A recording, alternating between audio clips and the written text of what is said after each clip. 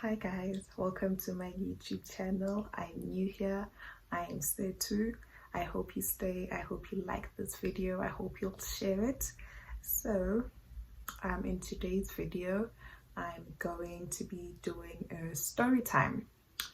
So, the story time is about my birth story, actually. So, if you're interested in this, please continue watching and share it. So, I was obviously pregnant for 9 months. I had a fairly good pregnancy, never got sick, never got admitted to hospital. It was just what you call morning sicknesses in the first trimester. But once I had figured out what I had to eat and what to try avoid, I did that. So it all got better in time. So my due date was set to be on the 20th of February. At the time, I remember I gave birth on a Monday. So on the Sunday, I was telling my mom that I am actually tired of being pregnant. And I told her, if this baby does not come tonight, tomorrow morning, I'm taking my baby bag, I'm driving to my gynae, and I'm literally asking him to get rid of this baby because I've had it. Because I'm not a big person. I'm not big, but I'm not weight cool. Never. And by I'm not weight cool, I mean that I'm not a big person. I'm not petite either. I'm just an average, small to average weight. So my belly was huge. So I was like, okay, I'm going to tell my guy I need to get rid of this baby because I have had it. My mom was like, no, the baby will come in time. I was like, no, I'm tired. So on that Sunday, I remember it was Valentine's Day. So imagine Valentine's Day, it's hot. I was heavily pregnant. In my mind, I'm like, this baby better not come tonight because I have had it. So fast forward, at around when it was, I think Mzansi Magic was airing our perfect wedding. I went to my mom's bedroom. I'm like, okay, mom, I'm going to sleep. She's like, no, stay. Don't go to sleep now. I'm like, no, I'm tired. I want to go bath and I'm going to sleep, going to bed. So I did that. I thoroughly enjoyed my bath. It was a hot bath, I remember. And then I went to bed at before 9 or before 8:30. I can't remember. So now at midnight, I feel what I also, please bear in mind that this was my first pregnancy. I didn't know what to expect. I was obviously watching birth stories, so I kind of had an idea, but each pregnancy is different. Each person goes through it different. Our experiences differ. So I had an idea, but I was not entirely sure. So now at midnight or shortly after, before midnight or after, I get this cramps. I'm not sure how, I don't remember how they felt like, but it was cramps, sort of like period pains, not hectic period pains, those light period pains. So I go to the loo. I expected blood, no blood. I go back to sleep. Shortly after, maybe 30 minutes later, I feel something again. I'm like, go to the loo, nothing. Now I'm going to the loo continuously. I'm taking pisses like nobody's business. Okay. And then I slept again. And then now I had this huge one. Okay, it was about 1 maybe. And then now I start tracking them. I had this app. It's very useful, contractions app. So now whenever I had this pains, I would just press start, and then when my pains would stop, I would press stop, and then again, like continuously. So now I do this, and then after some time, it's like, it's time to go to the hospital. In my mind, I'm like, hospital for what? I'm not feeling anything. I continue sleeping, and then around 4 a.m., now this pains, they having me. I call my mom. You see, she's in her bedroom, I'm in mine. I call my mom, I'm like, Mama, I think, oh, me say, hey, mom, so, like I described the pain to her. do you think it's time? She's like, yes, it's time. Oh, I made my bed. I didn't shower. I won't even lie to you, because now I'm thinking, oh, I've been feeling these things for some time now. What if baby is close? And then my mom gets up, we get our stuff together, we leave. So before we leave, before we went straight, I was set to give birth at the the Nelspruit Mediclinic, right? And I live about 40 k's from that place. So my mom is like, there's a local clinic on our way there. She's like, should we stop here by the clinic so they check what's going on before we drive all the way to Nelspruit, only to find out that baby's not coming? I'm like, okay, cool, sharp. So we make our stop there by the clinic. It's a 24 hours clinic. They check me. The nurse was very kind to me. So they did everything. She writes on the book. She's like, what did she say again? Oh, she gave me an injection and some pills to take. She's like, no, go back home, and then when you feel major pains, go to the hospital. I'm like, okay, cool. So we leave the room, and then when I get to my mom, I'm like, Mom, this is what she said. You see, then my mom was like, do you think it's wise that we do that? You go home, and then when it's time, you'll call me. I'll come back from work, and then I'll take you. I was like, no ways. There's no ways that happening. What if it's too close? Let's rather we go to the hospital, and then we'll wait there, because she has already stated that baby is coming. And then we do that. We drive all the way. I think it was about 25 k's into getting to the hospital. Nausea. Oh my goodness. The nausea I had in the first trimester, it came back. It came back. So now I stop my mom, I throw up, and then we go again. After some time, stop, throw up, continue with the road. And FYI, now people are up because they're making their way to work. So we did that until we get to the hospital. We park there, and then we get out of the car, we get to the reception. I had already had my pre-authorization code. I had the letter my gynae gave me. Everything was set.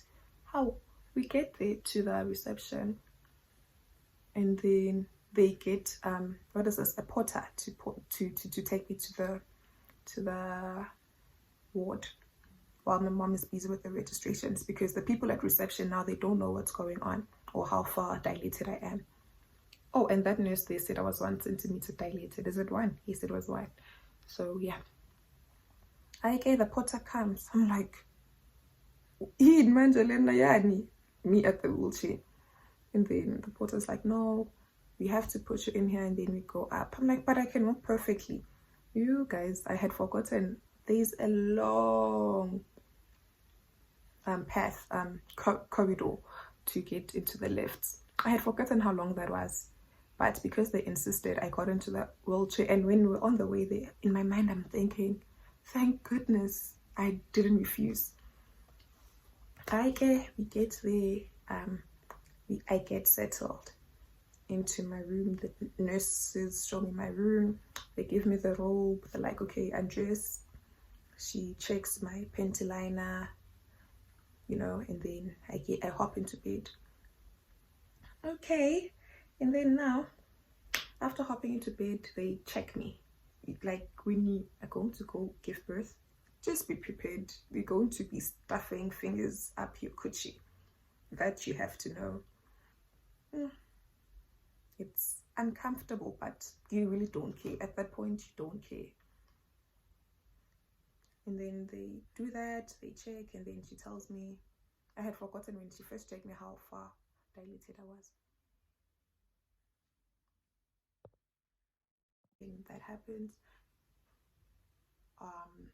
They put in drips. They put in that there's this uncomfortable belt they put around your tummy that's apparently tracking your contractions. because they won't ask you obviously how are you feeling. That machine, it tracks like everything. If I'm able to, because I will put it up, because I remember I have a footage of that. And then someone from the laboratory comes in, they do the COVID testing. They put that bud down my throat, and then blah blah blah blah blah. They told me I got my results. And then I wait, my mom comes up, we chill. They bring me breakfast. Ooh, what was the breakfast? I've forgotten. But moral of the story is I tried eating. I loved food. I tried eating, but baby was like, no, I'm not hungry. I threw up. And then yeah, chilled, waited for baby. Now I have a running tummy. Running tummy, go to the loo. Because just to cut the long story short, I was admitted at around 6, if I'm not mistaken, 6 or to 6. So I had a running tummy until 3, because baby only arrived. Let me not cut the long story short. So now we wait. Contractions are there, but fortunately enough, thank goodness for good health service, I barely felt any pains, honestly speaking, because whenever I would say I felt pains, or whenever the nurse would come and ask me about my pains, I would tell her, and then they would put in, I don't know what it is, they would put in this thing in my drip, then I would sleep, and then I'd only wake up to go piss or to go do number 2. So I slept until my water broke. Yes, my nurse was not there when my water broke. And then I felt it was a glorious moment, because I thought it was going to be like, whoosh. But instead, I felt as if like I had pissed myself. It was warm waters. So I called for the nurse. She came, and then I called for the nurse. I told her what had happened, and then she checked. She's like, oh yes, your water broke, but I don't think it's everything. So now I need to break it some more. Do you want to know how it happened? I think I'm doing this video, so I tell you what happened. She put in her gloves, put her hand in my coochie, and turned it around so the water would completely break. Uncomfortable, but bearable. I mean, what was the worst that could happen? And then now, wait. I sleep until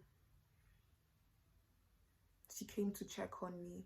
Like, continuously she would come check, and then she would tell me how dilated I was. But when my gynae had come in, he said, relax, baby will only come later in the night or in the morning. Oh guys, I was not about that life. But because I was not in major pains, it was okay. So nurse came when it was about time. I'm trying to cut the long story short. Nurse came when it was about time to check on me, and then she put her hand to check how dilated I was. She's like, Miss Siwele, it's time. Me being the stubborn person that I am, I'm like, time for what? Baby is not coming now. I would feel if baby was going to be coming, but baby is not coming now. She's like, no, it's time. Oh, she first said, go piss. I think baby's about to come. I'm like, no, I don't want to piss. I would know if I wanted to piss. She's like, no, go piss and then come back. I'm like, okay, cool. Drag my drip, go to the loo, and then came back. She's like, yes, baby will be coming very soon. I sleep, Mina. I continue with my naps. I'm sure that those injections they were giving me were making me sleepy.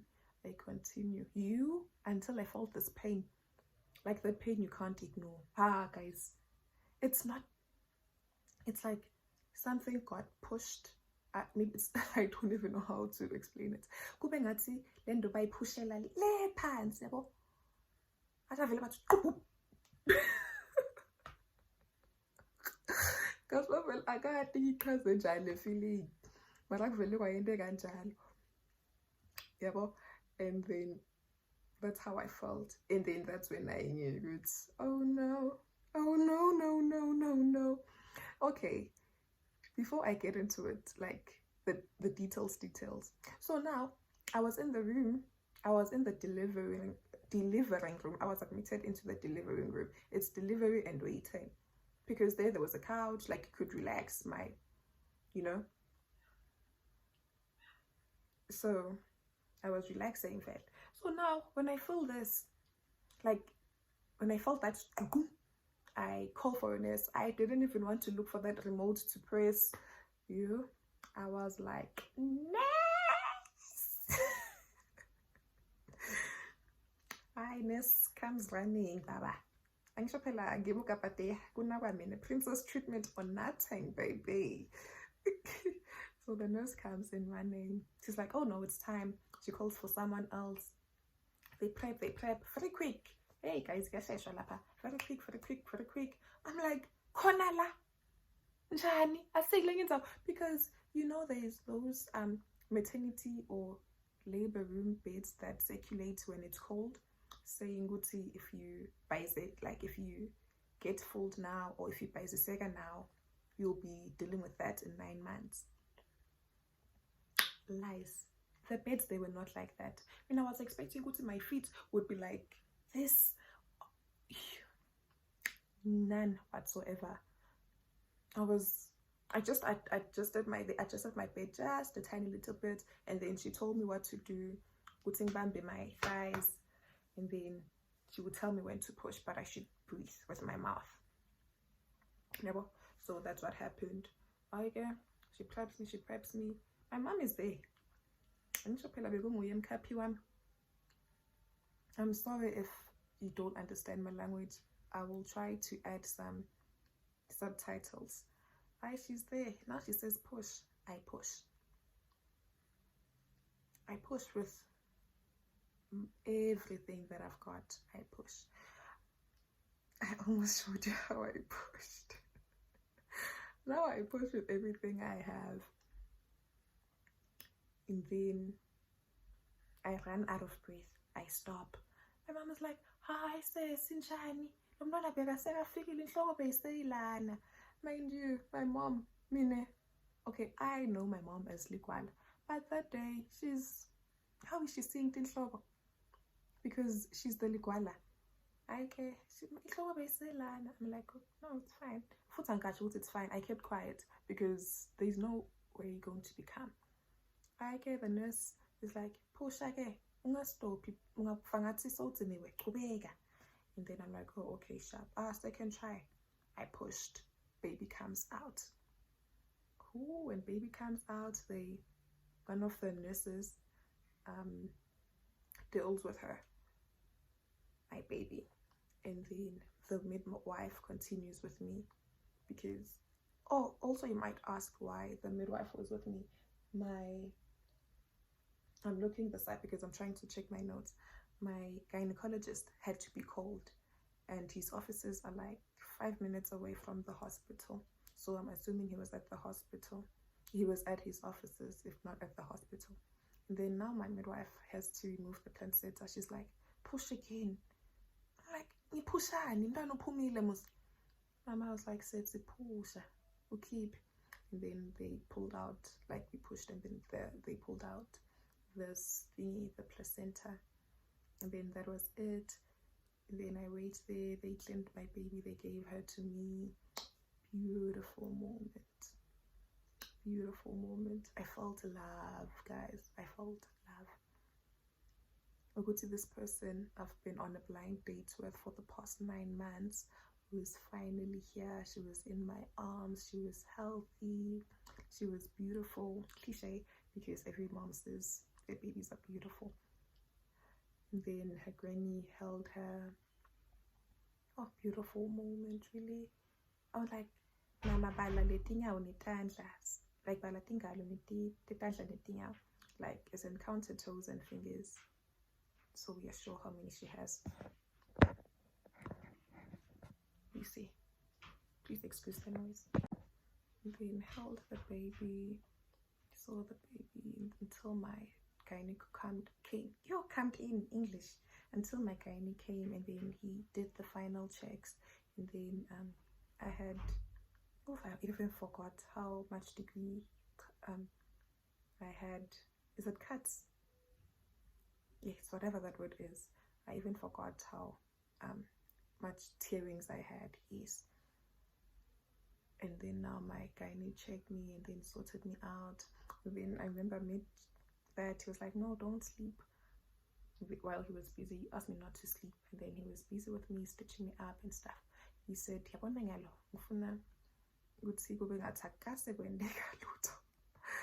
and then yeah, he finished. And then at around 6, at 5, my mom left the hospital to go home.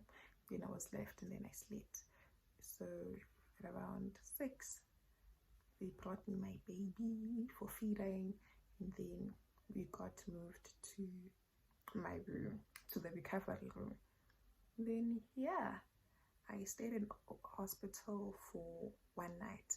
The second day in the morning, I was asked if I wanted to stay or wanted to recover in hospital. I was like, no ways, I'm going home. Got discharged, and the pediatrician had also came to check on the baby. Everything was good. They asked if I had taken a number 2 after. Yes, I had. The nurses were very kind. They bathed my baby. Everything. They didn't even show me, because when they came in to bathe my baby, like literally when I got out of bed, I bled heavily. Also, apologies for the too much info, but I think this is necessary for mom-to-bees or anyone that's going to be giving birth in the near future. So if you have gotten thus far, thank you so much for watching. Please tell your friends, your family, your hubbies, your besties, your colleagues about my channel. I ask of them to subscribe, to like this video, comment on your birth story, or when you are due, if you are pregnant. Also, if you are pregnant and you're watching this, congratulations, and I wish you a safe delivery. Also, don't panic. Listen to what your healthcare workers tell you to do, and everything will go accordingly. I love you so much for watching this, and stay tuned for the next video. Also, turn on the notification bell to be notified when I post a video, and I will link my Instagram handle below so you could follow me there. Thank you so much. I love you for watching. Mwah.